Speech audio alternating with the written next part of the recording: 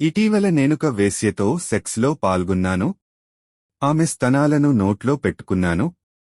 ఆమె స్తనాలు చాలా నీట్గానే ఉన్నాయి. తర్వాత ఆమె నా అంగచూషణ చేసింది. ఆ సమయంలో నన్ను అతిగా ముద్దులు పెట్టుకుంది. ఒళ్లంతా తన చేతులతో తెగ ఒక్కేసింది. అప్పుడు చాలా మజా అనిపించింది. కానీ సెక్స్ అయిపోయిన తర్వాత భయం పట్టుకుంది. వేణు ఎయిడ్స్ రోగిగా మారిపోతానా? ముద్దుల వల్ల, అంగచూషణ వల్ల, స్తనాలని చూపించడం వల్ల ఎయిడ్స్ వ్యాధి రాదు.